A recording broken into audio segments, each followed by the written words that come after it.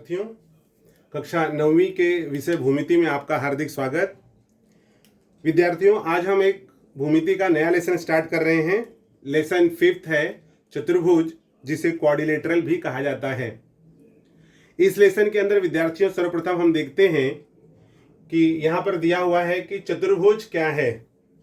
तो विद्यार्थियों सर्वप्रथम हम ये समझेंगे कि व्हाट इज अ क्वाड्रिलेटरल, अर्थात चतुर्भुज क्या है, और उसके बाद में है कि चतुर्भुज से संबंधित कुछ घटक, अर्थात चतुर्भुज में कई घटक हैं, वो कौन कौन से घटक हैं वो एक एक करके हम समझेंगे। और उसके बाद हम देखेंगे चतुर्भुज के प्रकार। तो जैसे यहाँ पर मैंने दिया हुआ है कि ABCDEF आप देख रहे हैं, तो ये चतुर्भुज के प्रकार हैं, जैसे समांतर चतुर्भुज, आयत, वर्ग, समचतुर्भुज, समलंब चतुर्भुज और पतंग। तो आइए हम शुरू करते हैं एक एक पॉइंट से। पहला पॉइंट है हमारा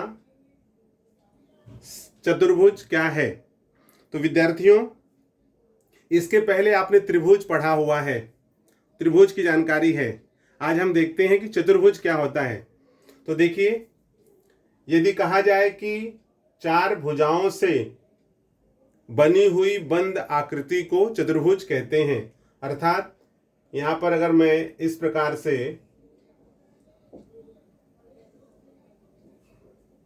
ये मान लीजिए, मैंने 1 2 3 4 भुजाओं से ये आकृति बन गई चतुर्भुज की। ठीक है, अब इसे चतुर क्यों कहा गया, चतुर्भुज क्यों कहा गया है? तो जैसे आप नाम में ही देखोगे कि नाम में ही कहा गया है चतुर अर्थात चार, और यहाँ पर चतुर है, यहाँ पर चतुर से तात्पर्य चार होता है, और भुज अर्थात यहाँ पर भुजा से है। तो चतुर्भुज अर्थात चार भुजाओं से बनी हुई बंद आकृति को हम चतुर्भुज कहते हैं। तो विद्यार्थियों, जैसे अभी यहाँ पर अगर हम बंद शब्द न लगाएं, क्लोज्ड फिगर, बंद अगर शब्द न लगाएं, तो वह चतुर्भुज नहीं होगा। जैसे देखिए, मान लीजिए 1 2 3 4, तो ये तो चतुर्भुज नहीं बना। और वहीं अगर हम इस प्रकार से बना लेते हैं 1 2 3 और ये 4, तो चतुर्भुज बन गया। तो इस प्रकार से चार भुजाओं से बनी हुई बंद आकृति को ही हम चतुर्भुज कहते हैं। आई होप स्टूडेंट्स आपको चतुर्भुज समझा है। आइए इसमें कुछ और टर्म्स हैं वो देखते हैं। जैसे अभी आप देखोगे कि इसी चतुर्भुज में कुछ टर्म्स हैं जो आपको बताते हैं। ये हमारा चतुर्भुज हो गया। इस चतुर्भुज में विद्यार्थियों आप देखोगे कि चतुर्भुज को बार बार अगर आपको लिखना है तो इसे हमें कोई ना कोई नाम देना पड़ेगा। तो जैसे यहाँ पर अगर मान लीजिए हम नाम दे देते हैं A B C D। विद्यार्थी एक बात का और ध्यान रखेंगे कि जब भी हम चतुर्भुज का नेमिंग करेंगे, जब भी हम इसको नाम देंगे, तो नाम देते समय या तो हमें क्लॉकवाइज, मतलब घड़ी चलती है उस दिशा में देना है, या तो फिर एंटी क्लॉकवाइज, मतलब घड़ी के विपरीत दिशा में। तो इससे क्या फायदा होता है कि नेमिंग करने में आसानी होती है और उसको सही ढंग से हम पढ़ सकते हैं। जैसे घड़ी की दिशा में तो आप देखते हो कि 12 1 2 3 इस प्रकार से, तो ABCD ऐसे आप नाम दे सकते हो। या अगर मान लीजिए आपने नाम यहाँ से स्टार्ट किया है तो यहाँ पर हो जाएगा ABCD। ठीक है, अगर यहाँ से स्टार्ट किया तो ABCD, कैसे भी आप करोगे लेकिन आपका क्रम सही होना चाहिए। तो ABCD इस प्रकार से दे सकते हैं। या फिर अगर आपको देना है तो उसकी घड़ी के उल्टी दिशा में, तो यहाँ पे आप दे सकते हो A, सपोज हमने यहाँ पर A दे दिया, यहाँ B, यहाँ पर हम लिख सकते हैं C, यहाँ पर लिख सकते हैं हम D। ओके, तो आप जब भी नेमिंग करोगे तो यहाँ पर जैसे मैंने यहाँ पर किया है इस प्रकार से, घड़ी की सुइयों की विपरीत दिशा में, तो ABCD ऐसे भी दे सकते हो। या फिर घड़ी की दिशा में अगर आपको देना है तो आप इसका नेमिंग इस प्रकार से भी कर सकते हो, ABCD। ओके, तो इस प्रकार से हम चतुर्भुज का नाम लिखते हैं। विद्यार्थियों, अब हम देखेंगे कि चतुर्भुज में और क्या क्या घटक होते हैं। तो अभी आप देखोगे यहाँ पर होता है शीर्ष बिंदु, एक घटक है जो इसमें कहा गया है शीर्ष बिंदु। तो शीर्ष बिंदु, तो शीर्ष बिंदु कौन सा है इसमें देखिए, तो रेख AB और रेख AD ये दोनों आकर के ए पर मिल रहे हैं। वैसे ही AD और DC आके D पर मिल रहा है। फिर यहाँ पर आप देखोगे कि रेख DC और BC C पर मिल रहा है, और वैसे ही फिर रेख AB और BC B पर मिल रहा है। तो इस चतुर्भुज में 4 शीर्ष बिंदु हैं। शीर्ष बिंदु कैसे पहचानोगे आप? तो आप ये कह सकते हो कि जो 2 रेख हैं इनके मध्य में, या 2 रेख जहां पर मिलते हैं उनको हम कहेंगे शीर्ष बिंदु। जैसे यहाँ पर AB है और AD है, तो वो आकर के A पर मिल रहा है, इसको शीर्ष बिंदु कहेंगे। AD और DC आके D पर मिल रहा है, तो ये शीर्ष बिंदु है। और DC और BC C पर मिल रहा है, तो ये शीर्ष बिंदु है। AB और BC B पर मिल रहा है, तो ये शीर्ष बिंदु। इस प्रकार से यहाँ पर शीर्ष बिंदु कितने हो गए? 4। और वो कौन कौन से हैं? A, B, C, D। Okay.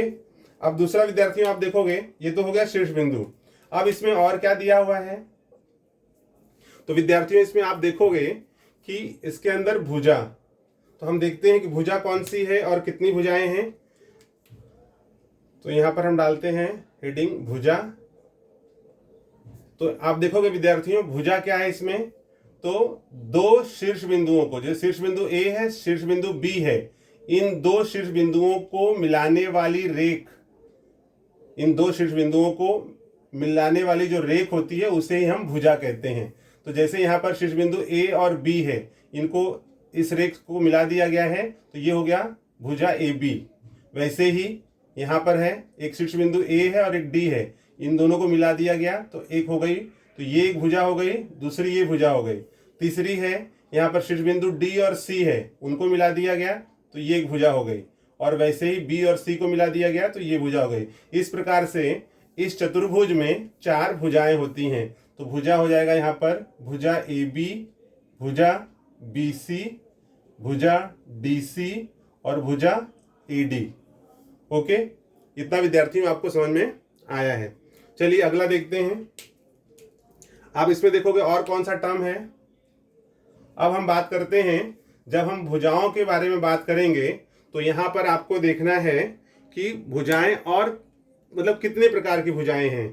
तो भुजाओं में विद्यार्थियों आप ध्यान दोगे, जैसे यहाँ पर है AB, तो AB के सामने दिख रहा है, ये AB के सामने DC है और AD के सामने BC है, तो इसको कहते हैं सम्मुख भुजा।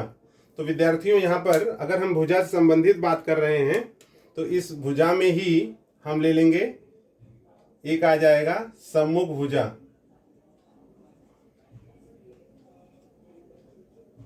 ठीक है। अब इस सम्मुख भुजा में ही हमें सम्मुख भुजा मिल गया। तो सम्मुख भुजा कौन कौन सा है? तो इसमें आप देखोगे सम्मुख भुजा में मिल जाएगा आपको AB के साथ में है, ये आपको पेयर लेना है, AB के साथ में DC, ये सम्मुख भुजा की जोड़ी है। दूसरा है अगर हम AD लेते हैं तो AD के साथ में क्या मिल रहा है? BC। तो ये जो है सम्मुख भुजाओं की जोड़ियां हो गई। तो आप देखोगे चतुर्भुज में सम्मुख भुजाओं की 2 जोड़ियां हैं। और विद्यार्थियों इसके साथ में और एक भुजा आता है जिसको हम क्रमिक भुजा कहते हैं। क्रमिक भुजा या संलग्न भुजा। संलग्न भुजा, क्रमिक या संलग्न भुजा। अब संलग्न का मतलब है विद्यार्थियों यहां पर कि क्रमिक अर्थात क्रम से आई हुई भुजा या साथ में लगी हुई भुजा, जिसको इंग्लिश में एडजेसेंट साइड या एडजेसेंट एंगल कहते हैं। ठीक है, एडजेसेंट साइड या एडजेसेंट एंगल।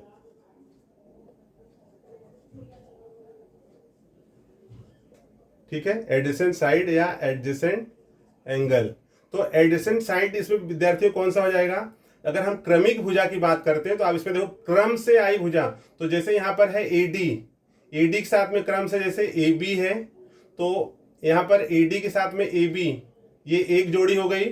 फिर दूसरी जोड़ी है AB के साथ में BC, तीसरी जोड़ी है BC के साथ में CD, और चौथी है फिर CD के साथ में AD।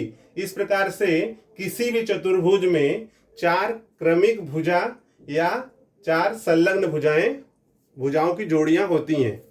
फिर से आप एक बार देख लीजिए, अगर इसमें मैं कहता हूं क्रमिक भुजा, तो क्रमिक का मतलब है क्रम से आई हुई भुजा। तो भुजा AD और AB ये एक क्रमिक भुजा है या संलग्न भुजा है। फिर AB और BC ये क्रमिक या संलग्न भुजा है। फिर BC और CD ये क्रमिक या संलग्न भुजा कह सकते हो। और फिर CD और AD, तो इस प्रकार से 4 क्रमिक भुजाएं इसके अंदर होती हैं। आई होप स्टूडेंट्स इतना आपको समझ में आया है। चलिए हम आगे देखेंगे कि और इसमें क्या क्या है। तो हमने शीर्ष बिंदु के बारे में बात कर लिया, हमने यहाँ पर भुजाओं के बारे में बात कर लिया है। अगर भुजा के बारे में बात करते हैं तो हम देखते हैं कि यहाँ पर सम्मुख भुजाओं की जोड़ी होती है। तो सम्मुख भुजाओं की यहाँ पर 2 जोड़ी है, AB के साथ में DC और AD के साथ में BC। तो आप आगे पीछे कोई भुजा बता सकते हो कि सम्मुख भुजा है। अब इसके बाद में जैसे मैंने आपको समझाया कि सम्मुख भुजा के बाद में आता है क्रमिक भुजा या संलग्न भुजा। तो संलग्न का मतलब होता है साथ में लगा हुआ। तो ये जो शीर्ष बिंदु A है, A से B गया है और A से D गया है, तो ये दोनों भुजाएं संलग्न भुजाएं हैं। फिर D से A गया है और D से C गया है, तो ये दोनों भुजाएं संलग्न हैं। फिर यहाँ पर C से B गया है, C से D गया है, तो DC और BC संलग्न। तो मैंने आपको बताया कि किसी भी चतुर्भुज में 4 क्रमिक भुजा या 4, यहाँ पर हम लिख सकते हैं 4 संलग्न भुजा होती है। तो ये दोनों मतलब एक ही है, चाहे उसे आप क्रमिक भुजा कहो या संलग्न भुजा कहो।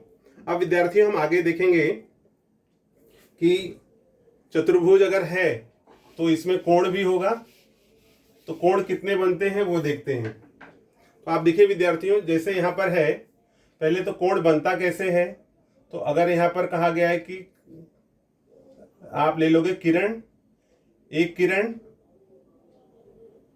ये यहाँ से स्टार्टिंग पॉइंट, ठीक है, और दूसरे किरण को जब आप मिला दोगे इस प्रकार से, तो यहाँ पर उनका जो शीर्ष है जहाँ पर दोनों मिलेंगे उसे उनके बीच में यहाँ पर ये कोण बनता है, ठीक है।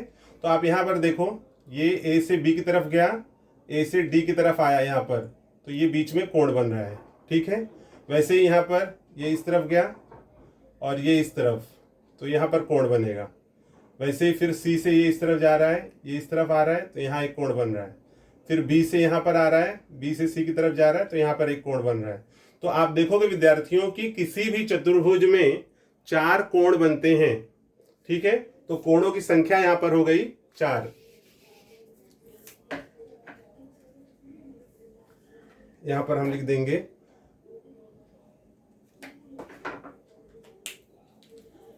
आप लिख दोगे विद्यार्थियों 2 हो गया। तीसरा है यहाँ पर कोण।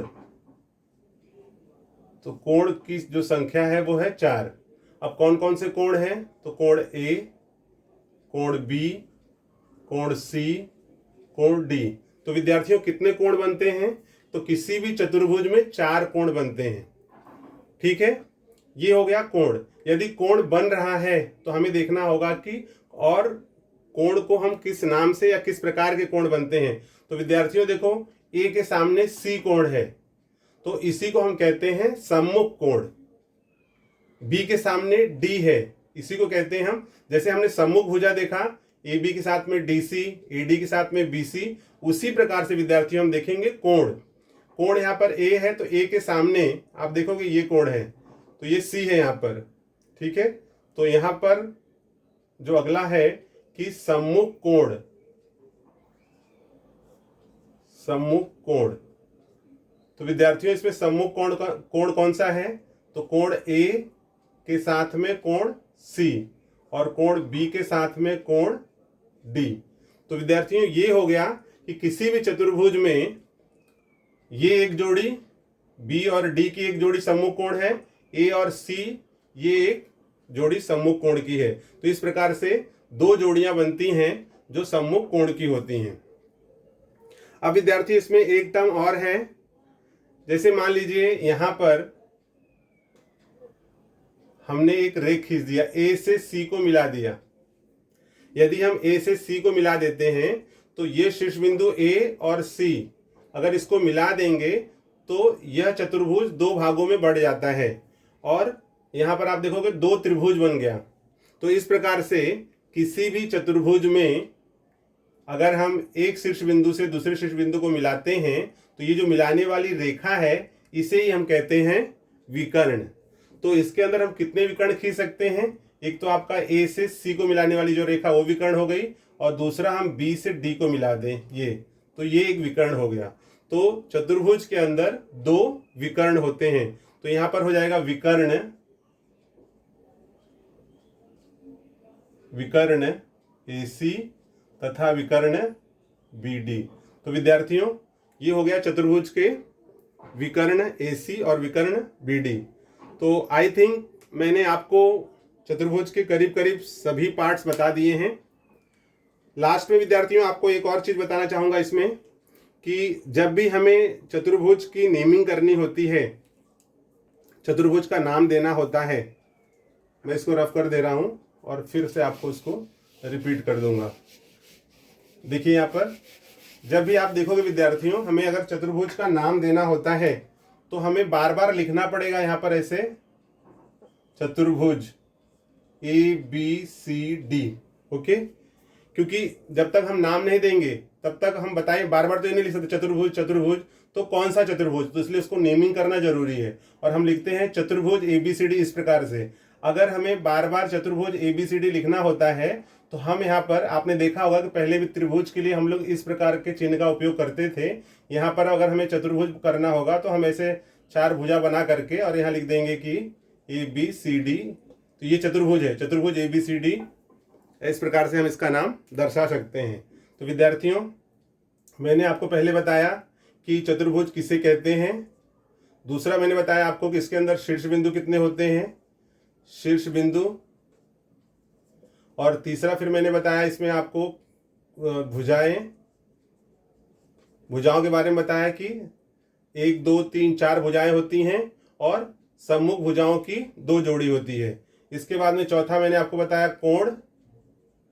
तो कोण में भी जैसे 4 कोण होते हैं, ABCD ये 4 कोण हैं। और मैंने ये भी बताया कि सम्मुख, अगर भुजाएं जैसे सम्मुख भुजाएं होती हैं वैसे सम्मुख कोण भी होते हैं। तो इस प्रकार सम्मुख कोणों की जो है भुजाएं 4 होती हैं और सम्मुख भुजाओं की 2 जोड़ी, वैसे कोण 4 होते हैं, सम्मुख कोणों की 2 जोड़ी। और फिर मैंने इसमें बताया आपको कि इसके अंदर जो विकर्ण होते हैं वो विकर्ण 2 होते हैं। और आपको इसके अंदर एक चीज बताया मैंने, संलग्न भुजा या संलग्न कोण। तो मैंने आपको संलग्न भुजा बताया, जैसे AB और AD ये संलग्न भुजाएं हैं, DC और BC संलग्न भुजाएं हैं, BC और AB संलग्न भुजाएं हैं। उसी प्रकार से यहाँ पर चतुर्भुज के अंदर संलग्न कोण भी होते हैं। कौन से कोण? जैसे कोण A और कोण D ये संलग्न कोण है, साथ में लगे हुए। जैसे आप देखोगे कि ये जो कोण है ये यहाँ पर इस तरह से, ये एक शीर्ष बिंदु है और ये एक शीर्ष बिंदु है। तो इस शीर्ष बिंदु से एक यहाँ पर गया और एक यहाँ पर, तो एक कोण बना। इस शीर्ष बिंदु से एक लाइन इधर एक लाइन इधर, तो ये कोण बना। तो ये दोनों कोण जो है इस प्रकार से ये क्रमिक कोण भी आप कह सकते हो या संलग्न कोण कह सकते हो। तो ये दोनों संलग्न कोण हैं, ये और ये संलग्न कोण है, और ये संलग्न कोण हो जाएगा, मतलब B और C संलग्न कोण हो जाएगा, C और D संलग्न कोण हो जाएगा। तो इस प्रकार से हम विद्यार्थियों इसमें कह सकते हैं कि 1 2 3 4 संलग्न कोणों की 4 जोड़ी बनती है। तो छठवां है इसमें संलग्न भुजा तथा कोण। आई होप विद्यार्थियों ये जो मैंने आपको चतुर्भुज से संबंधित कुछ घटक बताए हैं ये आपको निश्चित ही समझ में आया होगा। जैसे मैंने आपको बताया है चतुर्भुज, शीर्ष बिंदु, भुजाएं, कोण, विकर्ण, संलग्न भुजा तथा संलग्न कोण।